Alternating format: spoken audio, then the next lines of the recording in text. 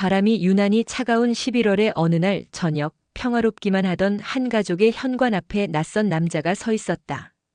그는 코트깃을 세우고 깊게 눌러쓴 모자 아래로 서늘한 눈빛을 하고 있었다. 그 집의 주인인 장순애는 마당에서 고양이 밥을 챙기다 문득 기척을 느끼고 고개를 들었다. 누구세요? 순애의 목소리에는 경계심이 묻어 있었다. 남자는 잠시 말을 멈췄다. 그리고는 낮지만 또렷한 목소리로 대답했다. 이 집 맞나요? 장순애 씨 맞으시죠? 순애는 순간 가슴이 철렁 내려앉았다. 그 이름을 자신을 씨라고 부르며 부르는 사람은 많지 않았다. 그리고 그 목소리에는 어딘가 모르게 오래된 원망이 스며 있었다. 예, 맞는데요. 그런데 그때 현관문이 열리며 남편 강용철이 고개를 내밀었다. 누구야? 순애가 대답하기도 전에 남자가 한 발 다가오며 말했다. 저는 당신들의 아들입니다. 그 한마디가 떨어지자 마당에 정적이 흘렀다. 순애의 얼굴에서 핏기가 사라졌고 용철도 입을 다문 채 남자를 똑바로 바라봤다. 뭐라고? 아들이라고요. 장순애 씨와 강용철 씨 사이에서 태어난. 순애는 허공을 더듬듯 손을 뻗어 벽을 짚고 주저앉을 뻔했다. 아니야, 그럴 리가. 하지만 남자의 얼굴에는 거짓말을 하고 있다는 기색이 전혀 없었다. 그가 꺼낸 작은 서류 봉투 안에는 오래된 출생 기록과 사진 몇 장이 들어 있었다. 사진 속에는 젊었던 시절의 순애가 품에 갓난아이를 안고 서 있었다. 당신 이름이 뭐야? 용철이 어렵게 물었다. 최명진입니다. 순애는 그 이름을 듣는 순간 30년 전의 기억이 번개처럼 스쳤다. 잊고 싶었던, 아니 잊었다고 믿었던 그날들. 그리고 그 아이. 그 애는 죽은 줄로만 알았다. 최소한 그렇게 알고 싶었다. 하지만 이렇게 눈앞에 살아서 나타나 버렸다. 저녁이 되어도 집안의 공기는 무겁기만 했다. 식탁 위에는 미처 치우지 못한 반찬과 식은 밥이 놓여 있었다. 아무도 수저를 들 생각을 못했다. 용철은 담배를 피우며 안방으로 들어가 버렸고 순애는 거실 소파에 앉아 멍하니 손만 꼼지락거렸다. 명진은 마주 앉아 침묵 속에서 그들을 바라보고 있었다. 도대체 왜 지금이야? 왜 이제야 나타난 거야? 순애가 마침내 입을 열었다.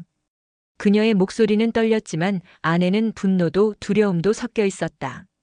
30년이나 지나서 왜? 명진은 잠시 고개를 숙였지만 이내 차갑게 말했다. 30년 전 당신들이 버렸잖아요. 그때 나를. 버린 게 아니야. 버린 게 아니라. 그러면? 명진의 목소리는 서늘했다. 죽으라고 내다 버린 거잖아. 그때 난 4살이었다. 기억해. 비 오는 밤에 나를 시골 외딴집 앞에 놓고 갔지. 내가 기억 못할 줄 알았어? 순애의 눈에서 눈물이 흘렀다. 그녀는 부정하려다 이내 입술을 깨물고 고개를 숙였다. 그 밤의 기억이 떠올랐다. 거센 비와 천둥 속에서 울부짖는 아이를 안고 버려야 했던 그날. 우린 너무 어려웠고 도망칠 수밖에 없었어. 하지만 명진의 눈에는 용서가 없었다. 며칠 동안 명진은 그 집에 머물렀다. 마당에 낙엽을 쓸기도 하고 집안일을 돕기도 했다. 겉으로 보기에는 평화로워 보였지만 집안의 공기는 얼음장처럼 차가웠다. 어느 날 저녁 명진은 문득 용철에게 물었다. 아버지, 왜였어요? 뭐가? 왜 나를 버렸냐고요? 용철은 대답하지 않았다. 대답해보세요. 아버지잖아. 내가 태어나지 말았어야 했어. 순애가 숨을 삼켰다. 명진의 눈빛이 번뜩였다. 그리고 그날 밤이었다. 순애는 이상한 인기척에 잠에서 깼다. 거실에 불이 켜져 있었고 그곳에는 명진이 서 있었다. 그의 손에는 부엌칼이 들려 있었다. 명진아, 왜 그래? 이제 끝내야 할 것 같아요. 30년 동안 내가 기다린 게 뭐였는지 보여드릴게요. 그의 눈동자에는 깊고도 차가운 증오가 가득했다. 순애는 몸이 굳어버린 채 부엌칼을 든 명진을 바라보았다. 그의 눈빛은 얼어붙은 호수 같았다. 한 발자국 또 한 발자국. 그는 천천히 거실 중앙으로 걸어왔다. 왜 그러고 있어? 내려놔, 명진아. 순애는 떨리는 목소리로 말했다. 하지만 그는 대답하지 않았다. 부엌칼을 들고 벽에 걸린 가족 사진을 바라보았다. 사진 속 젊은 순애와 용철, 그리고 그들 사이에서 활짝 웃고 있는 두 번째 아들 현수의 모습. 아버지도 어머니도 그리고 현수까지. 명진은 낮게 중얼거렸다. 다들 그렇게 행복했겠지. 그동안. 순애가 다가서자 명진은 칼을 움켜쥔 채 뒷걸음질 쳤다. 가까이 오지 마요. 명진아, 제발 우리 잘못했어. 우리가 정말 미안해. 미안해? 지금 와서? 명진이 비웃듯 입꼬리를 올렸다. 미안하다고 하면 그 지옥 같은 시간들이 사라질 줄 알았어요? 날 짓밟던 그 사람들, 배고픔, 외로움, 그 밤의 비명, 그게 다 사라진 줄 알아? 순애는 무릎을 꿇고 손을 모았다. 그래, 내 말이 맞아. 우리가 잘못했어. 우리가 못난 부모였어. 내가 얼마나 힘들었는지 상상도 못했어. 그건 맞네요. 명진의 눈빛은 흔들리지 않았다. 그때였다. 현관문이 열리고 용철이 나타났다. 그는 거실의 상황을 보고는 굳어버렸다. 뭐 하는 거야? 아버지, 드디어 오셨네. 명진이 냉소적으로 말했다. 좋아요. 오늘은 다 같이 끝냅시다. 오늘 이 집의 가족극장을 끝내러 왔으니까. 그날 밤은 길고도 긴 대화의 밤이 되었다. 칼은 잠시 내려놓였지만 그들의 말은 더 날카로웠다. 우린 널 사랑했어. 하지만 그때는 그럴 수밖에 없었어. 용철이 처음으로 입을 열었다. 너를 낳았을 때 우리는 너무 가난했고 빚에 쫓기고 있었어. 널 키울 자신이 없었어. 그냥 더 좋은 집에서 자라길 바랐어. 거짓말. 명진의 얼굴이 일그러졌다. 날 더 좋은 집에 보내고 싶었다고요? 웃기지 마세요. 어디서 주워온 개만도 못하게 길거리에 버려놓고 좋은 집이라니. 나를 길가에 버렸던 그날 밤의 냄새를 아직도 기억해요. 비냄새, 흙냄새, 그리고 당신들의 뒷모습. 나는 울면서 당신들을 기다렸어요. 순애는 얼굴을 가리고 울었다. 그럴 수밖에 없었어. 우리가 너무 어렸어, 너무. 그래서? 현수는 왜 키웠어요? 명진의 한마디에 거실 공기가 싸늘해졌다. 내가 태어나고 몇 년 뒤에 낳은 둘째는 왜 데리고 살았냐고요? 왜 그 아이는 안 버렸어요? 그땐 형편이 좀 나아져서. 형편? 그게 다야? 그러면 나는 뭐예요? 난 당신들한테 형편 없을 때 낳은 쓰레기였던 거예요? 아니야, 명진아, 그런 뜻이 아니야. 이제 와서 아니라고 하지 마세요. 그날 이후 명진은 며칠간 그 집에 머물렀다. 밤마다 그는 거실 소파에 앉아 잠들지 못한 채 창밖을 바라봤다. 순애는 몰래 그의 방문 앞에 서서 귀를 기울였다. 매번 그의 흐느끼는 소리가 들려왔다. 하루는 명진이 밖으로 나가자 순애는 몰래 그의 짐을 뒤졌다. 그 안에는 더 많은 사진과 메모들이 있었다. 어린 시절 고아원에서 찍은 단체 사진, 얼굴 곳곳에 멍이 든 사진, 그리고 복수라는 글자가 빼곡히 적힌 노트. 순애는 몸서리를 쳤다. 그 노트 안에는 온갖 끔찍한 계획들이 적혀 있었다. 그들이 행복을 느낄 때마다 조금씩 부숴버리자. 내가 겪었던 고통을 그들도 느끼게 하자. 가장 소중한 걸 빼앗아버리자. 순애는 노트를 덮고 방바닥에 주저앉았다. 이 애는 우리가 키운 게 아니야. 전혀 모르는 사람 같아. 며칠 후 현수가 집에 왔다. 현수는 멀끔한 차림새로 나타났다. 엄마, 무슨 일이야? 급하게 오라 그래서. 그는 명진을 보자마자 얼굴이 굳었다. 이 사람 누구야? 명진은 조용히 일어나 그를 바라보았다. 내 동생이다. 순애의 말에 현수는 어이없다는 표정을 지었다. 무슨 헛소리야. 난 외동아들이야. 아니야. 넌 아니야. 내 위에 형이 있었어. 우리가 버린 형이. 현수는 헛웃음을 터뜨렸다. 진짜 미쳤네. 갑자기 어디서 주워온 남자를 형이라고 데려와? 어이가 없네. 그 순간 명진이 웃었다. 맞아. 내 말이 맞아. 어디서 주워온 남자일 수도 있지. 하지만 그는 한 발 다가섰다. 나는 내가 갖고 있는 모든 걸 빼앗아갈 거야. 그날 밤 현수의 방에 몰래 들어온 명진은 그의 지갑을 뒤졌다. 회사 명함, 자동차 키, 약혼녀의 사진까지. 그는 약혼녀 사진을 한참 동안 바라보다가 지갑에 돌려넣었다. 그리고 중얼거렸다. 너의 행복을 다 찢어버릴 거야. 며칠 후 현수의 약혼녀가 실종됐다. 그날 마지막으로 그녀와 함께 있던 사람은 바로 명진이었다. CCTV에는 모자와 마스크를 쓴 명진이 그녀를 차에 태우고 사라지는 장면이 남아 있었다. 경찰이 집으로 찾아왔고 순애는 그 앞에서 무너졌다. 명진아, 제발. 명진은 그저 무표정하게 경찰을 바라봤다. 왜요? 내 동생의 행복을 지켜주려고요? 왜요? 난 지켜주지 않았으면서. 순애는 경찰서에 붙잡혀 있는 명진을 찾아갔다. 왜 그랬어, 왜? 명진은 낮게 웃었다. 이제야 당신들이 내 고통을 알겠죠? 명진아, 부탁이야, 여기서 멈춰줘. 더 이상은 안 돼. 그는 그녀를 똑바로 바라봤다. 이건 시작일 뿐이에요. 어머니. 순애는 한밤중에도 잠들지 못하고 거실을 서성였다. 현관에 붙어 있는 경찰 명함이 마치 벌처럼 그녀의 가슴을 쏘아대고 있었다. 경찰은 명진이 납치 혐의로 조사를 받고 있지만 아직 결정적인 증거가 없어 임시로 석방될 가능성도 있다고 했다. 그리고 며칠 후 명진은 정말로 돌아왔다. 그날 그는 아무 일도 없었던 사람처럼 웃으면서 집으로 들어왔다. 어머니, 저 왔어요. 아버지는 주무시죠? 순애는 숨이 막혔다. 그는 도대체 어떻게 석방된 건지, 그리고 그동안 무슨 일이 있었는지 묻지 못한 채 그를 바라보기만 했다. 명진은 씻고 나오더니 평온하게 말했다. 이제부터는 정말 중요한 단계를 밟아야 하니까요. 어머니는 그냥 보고 계시면 됩니다. 무슨 소리야? 그만해, 이제 그만 좀 해.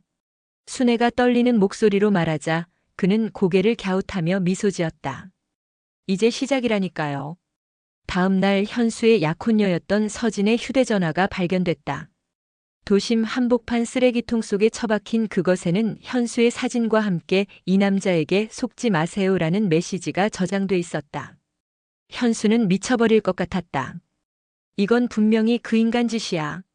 왜 아무도 안 잡아? 왜? 그는 경찰서에서 고래고래 소리를 질렀고 기자들이 몰려와 사진을 찍었다.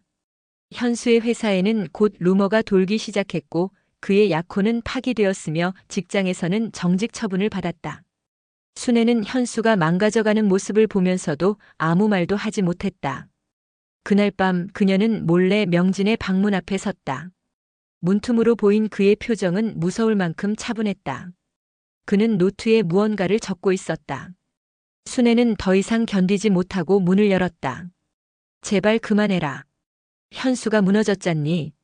내가 원하는 게 이거였어? 현수를 망가뜨리고 우리를 괴롭히는 게 그토록 하고 싶던 거였어? 명진은 천천히 고개를 들었다. 아니요. 아직 한참 멀었죠. 아직 당신들은 내가 느낀 지옥의 끝을 보지 못했어요. 며칠 후 용철이 쓰러졌다. 심장마비였다. 명진은 병원에서 쓰러진 아버지를 보며 묘한 표정을 지었다. 아버지는 이제야 조금 알겠죠? 내가 왜 이렇게까지 하는지.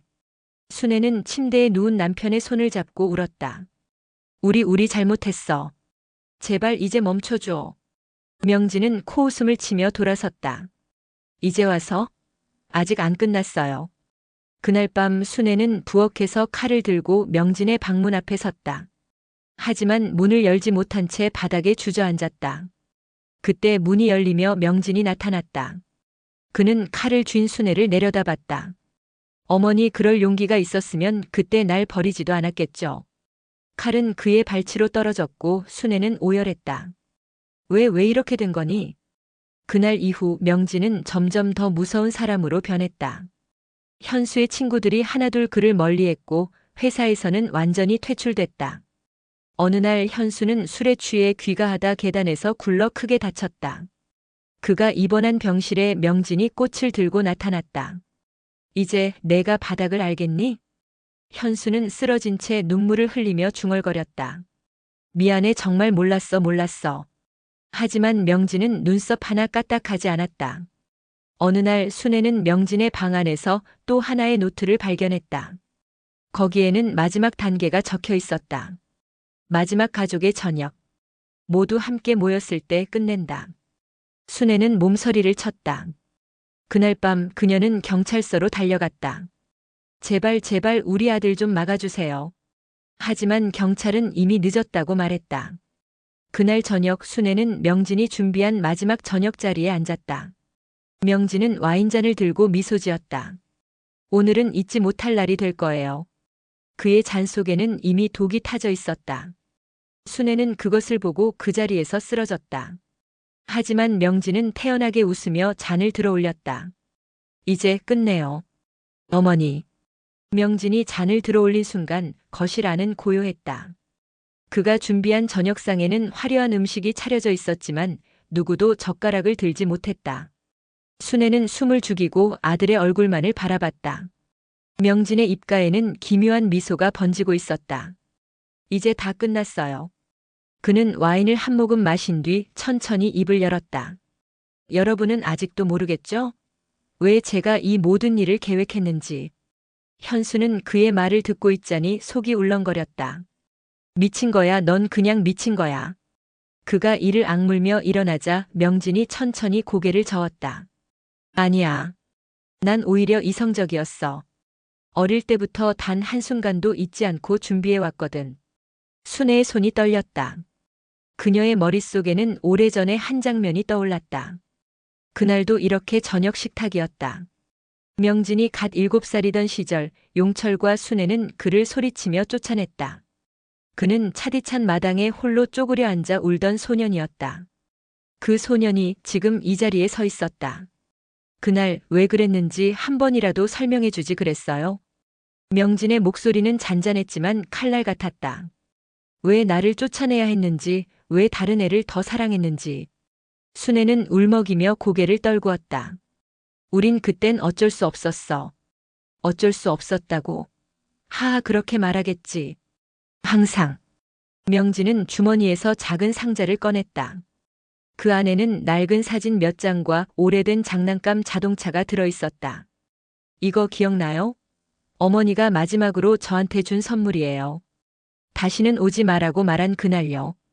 현수는 그제야 모든 것을 알아차린 듯 얼굴이 창백해졌다. 설마 그게 형? 명진의 눈에 불꽃이 일었다. 그래. 형이지. 나는 이 집의 첫째였어. 그런데 너를 위해서 나를 버렸잖아. 순애는 울부짖었다. 미안해 미안하다 그땐 내가 너무 어려서 우리가 감당할 수가 없었어. 하지만 명진은 피식 웃었다. 그렇죠. 저를 감당할 수 없었죠. 그래서 길바닥에 버리고는 마치 아무 일도 없었던 것처럼 둘째를 낳고 행복한 척하며 살았죠. 그는 와인잔을 내려놓고 한 발 앞으로 나왔다. 하지만 난 그날부터 약속했어요. 꼭 돌아와서 당신들을 무너뜨리겠다고. 그는 테이블 아래에서 한 봉투를 꺼냈다. 그 안에는 녹음기와 사진들, 그리고 법적 서류들이 들어있었다. 이제 당신들 비밀을 세상에 공개할 거예요. 현수가 외쳤다. 형, 제발 그만해. 잘못했어, 다 잘못했어. 그러니까 그만하자. 순애도 무릎을 꿇고 울부짖었다. 이제 됐잖니 제발 다 끝내자. 명진은 고개를 갸웃하며 그들을 바라봤다. 끝내자고? 아직 시작도 안 했는데? 그가 서류를 집어드는 순간 누군가 문을 두드렸다. 모두가 숨을 죽였다. 문을 연 건 경찰이었다. 박명진 씨, 당신을 체포합니다. 강요, 불법 감금, 협박 혐의입니다. 순애가 놀라서 경찰을 바라봤다. 아니에요. 그 사람 그저 가족이에요. 하지만 경찰의 얼굴은 냉정했다. 가족이라도 법은 법입니다. 명진은 미소를 지었다. 드디어 오셨군요. 그는 스스로 수갑을 찬 뒤 가족들을 한 명씩 바라봤다. 이제 당신들이 저를 잊을 수 없겠죠. 그가 떠난 집안에는 고요만이 남았다. 순애는 부서진 식탁에 얼굴을 묻고 울었고 현수는 머리를 부여잡은 채 바닥에 주저앉았다. 우린 무슨 짓을 한 거지? 그들의 귓가에는 명진의 마지막 말이 맴돌았다. 30년 만에 돌아온 건 끝내기 위해서였어요. 며칠 후 경찰은 명진의 방에서 그의 일기장을 발견했다. 그 속에는 빼곡하게 적힌 글들이 있었다. 나는 그날부터 가족을 잃었고 그들을 무너뜨릴 것을 꿈꿨다. 내가 받은 고통을 똑같이 돌려주기 위해 이 순간을 위해 살아왔다. 하지만 그들을 무너뜨린 후에도 내 안의 공허는 사라지지 않았다. 혹시 나는 이들을 증오한 게 아니라 여전히 사랑했던 걸까? 순애는 일기장을 덮고 흐느꼈다.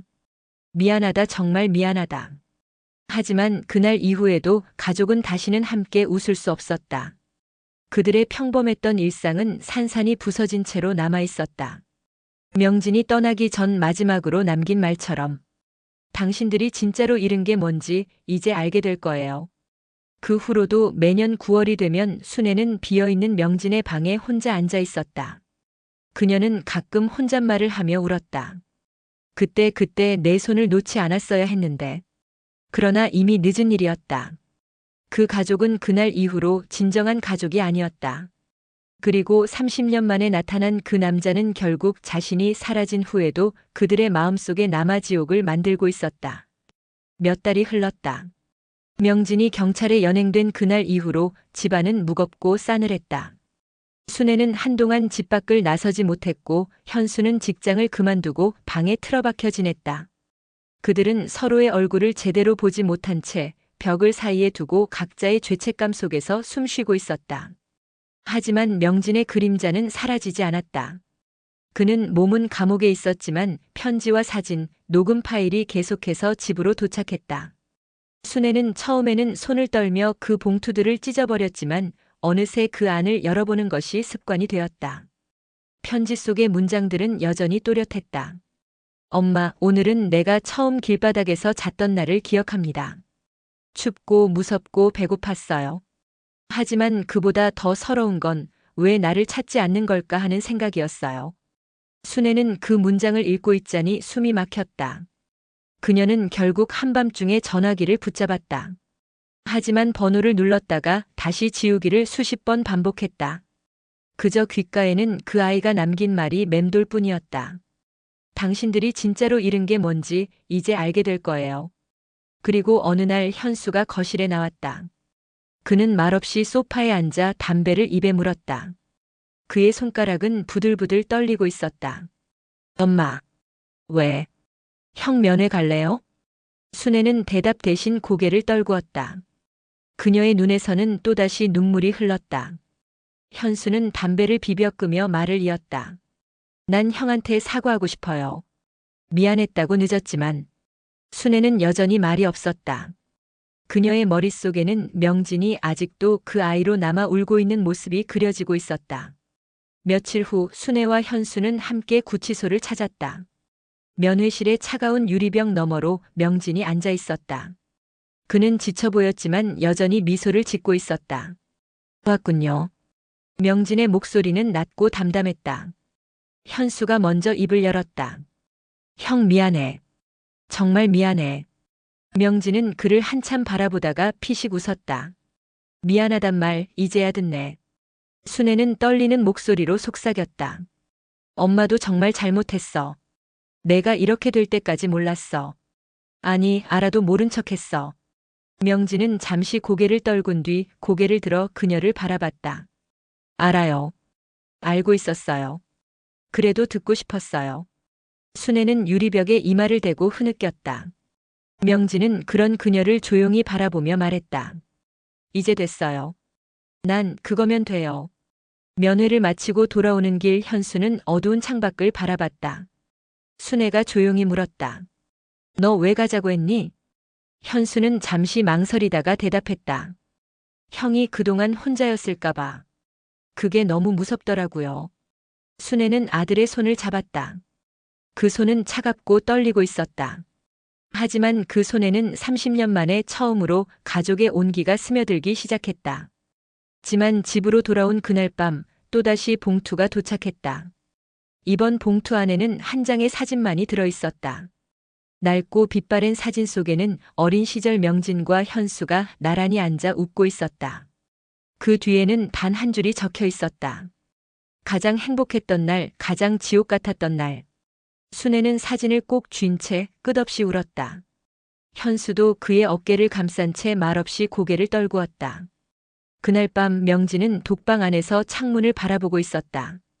감옥의 좁은 창으로 달빛이 흘러들어오고 있었다. 그는 눈을 감았다. 그들은 나를 버렸고 나는 그들을 버렸다. 하지만 끝내 서로를 잊을 수 없었다. 어쩌면 우린 여전히 가족이었는지도 모른다. 그의 입꼬리가 천천히 올라갔다. 그리고 감옥의 어둠 속에서 홀로 중얼거렸다. 아버지는 어디 계신 걸까? 다음 날 집으로 한 통의 전화가 걸려왔다. 순애가 수화기를 들자 낯선 남자의 목소리가 흘러나왔다. 박명진 씨 가족 맞으십니까? 네, 그런데요. 박명진 씨가 어젯밤 감옥 안에서. 순애의 손에서 수화기가 떨어졌다. 그녀의 입에서 짧은 비명이 새어나왔다. 그이가 사라졌어요. 현수가 달려와 어머니를 붙잡았다. 뭐야? 뭐라고? 하지만 순애는 말하지 못한 채 그저 바닥을 바라보았다. 그녀의 눈에서는 끝없는 눈물이 흘렀다. 며칠 뒤 장례식장에는 검은 옷을 입은 몇 사람만이 모였다. 명진의 시신은 초라한 관 속에 누워 있었다. 그는 이제 더 이상 누구의 아들이기도 누구의 형이기도 누구의 원수이기도 하지 않았다. 순애는 관 위에 손을 얹었다. 미안하다 아들아, 정말 미안하다. 현수는 구석에 서서 눈물을 삼켰다. 그는 명진의 유골함을 바라보며 끝내 속삭였다. 형 행복했으면 좋겠어. 장례가 끝난 뒤 순애와 현수는 명진의 방을 정리했다. 그 방 한켠에는 또 하나의 편지가 남겨져 있었다. 이제야 말하지만 사실 나는 당신들이 행복하길 바랐어요. 그저 나를 기억해달라고 말하고 싶었을 뿐이에요. 사랑했다, 엄마. 사랑했다, 동생아. 순애는 그 편지를 가슴에 품고 울었다. 현수는 천천히 창문을 열어 바람을 맞았다. 밖에는 봄 햇살이 부드럽게 내려앉고 있었다. 하지만 그 집안에는 여전히 명진의 그림자가 드리워져 있었다. 30년 만에 돌아온 그 남자. 평범했던 가족의 끔찍한 결말은 결국 서로가 서로를 잃어가는 과정이었다. 하지만 그 이름 속에서도 어렴풋이 남은 사랑이 있었다. 그 사랑은 너무 늦게 알아버린 사랑이었다. 명진의 유골은 작은 납골당에 안치되었다. 검은 대리석 위에 붙은 그의 이름표가 빛을 받으며 희미하게 반짝였다. 순애는 여전히 그 앞에서 무릎을 꿇고 앉아 있었다. 그녀의 손끝은 차가운 대리석을 어루만지며 떨렸다. 아들아, 잘 지내고 있니? 낮게 중얼거리는 그녀의 목소리는 깊은 회한과 사랑으로 뒤섞여 있었다. 현수도 그녀 곁에 앉아 묵묵히 고개를 떨구었다. 그의 눈가도 젖어 있었다. 형, 미안해, 정말 미안해. 낙엽이 우수수 떨어지는 가을이 다가왔다. 순애는 명진의 방을 하나의 작은 기념관처럼 꾸며놓았다. 책장 한켠에는 명진이 남긴 편지들과 사진들이 가지런히 놓였고 책상 위에는 그가 생전에 썼던 공책과 펜이 놓여 있었다.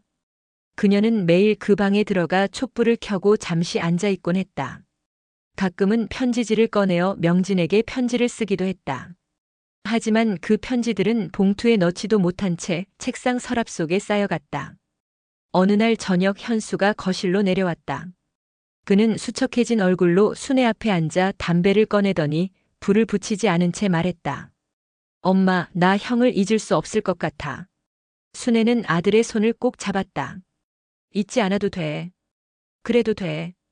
현수는 잠시 멍하니 창밖을 바라보다가 다시 말했다. 형이 남긴 게 뭐였을까? 결국 다 파괴된 거 아닐까? 순애는 고개를 저었다. 아니야. 형이 남긴 건 우리 마음속의 사랑이야. 우린 너무 늦게 알았지만 그래도 알았잖니. 현수는 말없이 고개를 떨군 채 주먹을 쥐었다. 그는 여전히 속으로 울고 있었다. 몇 달 후 현수는 새로운 직장을 얻어 집을 떠났다. 순애는 혼자 남아 고요한 집을 지켰다. 그녀의 하루는 느리게 흘러갔지만 이전처럼 깊이 잠들 수 없는 밤은 줄어들었다. 그러던 어느 날 순애는 문득 현관문 앞에서 봉투 하나를 발견했다. 봉투에는 아무런 주소나 이름도 적혀 있지 않았다. 그녀는 손끝을 떨며 봉투를 뜯었다. 안에는 한 장의 사진과 짧은 쪽지가 들어 있었다. 사진 속에는 젊은 시절의 명진이 낯선 남자와 함께 웃고 있었다. 그 남자는 낯설면서도 어딘지 모르게 익숙한 얼굴이었다. 쪽지에는 이렇게 적혀 있었다. 그는 여전히 당신을 보고 있었다. 그리고 당신을 사랑했다. 순애는 사진을 가슴에 껴안은 채 주저앉았다. 숨이 가빠지고 눈물이 흐르기 시작했다. 명진아, 명진아, 내가 남긴 건 아직도 여기에 있구나. 겨울이 다가왔다. 첫눈이 내리던 날 순애는 다시 납골당을 찾았다. 대리석 위에 쌓인 흰 눈을 손으로 털어내며 그녀는 낮게 속삭였다. 아들아, 이제야 깨달았어. 널 잃은 게 아니었어. 너는 언제나 여기 있었구나.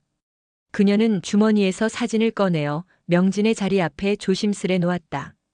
그 사진 속 명진의 미소는 여전히 그 아이였던 시절의 그 모습 그대로였다. 그날 밤 순애는 오랜만에 깊이 잠들었다. 꿈속에서 그녀는 다시 어린 명진을 만났다. 명진은 환하게 웃으며 그녀를 향해 달려왔다. 엄마, 아들아. 순애는 눈물이 흐르는 얼굴로 그를 꼭 안았다. 그 품 안에서 그녀는 오래도록 울었다. 그리고 명진은 낮고 부드럽게 말했다. 괜찮아, 엄마. 이제 괜찮아. 그 말에 순애는 웃음과 함께 눈을 떴다. 창밖에는 첫눈이 고요히 내리고 있었다. 하얀 눈 속에서 그녀는 잠시 그 아이가 여전히 그곳에 있는 듯한 착각이 들었다. 몇 년 후 현수는 결혼을 하고 아이를 낳았다. 순애는 할머니가 되었고 그 아이를 품에 안으며 생각했다. 이 아이를 절대 잃지 않겠다. 그 어떤 일이 있어도 끝까지 지키겠다. 그녀는 아이를 꼭 안으며 속으로 다짐했다. 그날 밤 그녀는 일기장을 펼쳤다. 마지막 장에 이렇게 적어 내려갔다. 그 남자가 돌아온 지 30년이 지났다. 우린 무너졌고 다시 일어섰고 서로를 용서했다. 그가 남긴 상처는 깊었지만 그 상처 속에서 우리는 가족이 무엇인지 배웠다. 아들아, 넌 여전히 내 아들이다. 언제까지나 내 사랑이다.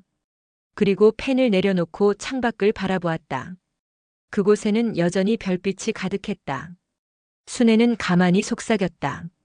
명진아, 잘 자. 그리고 고맙다.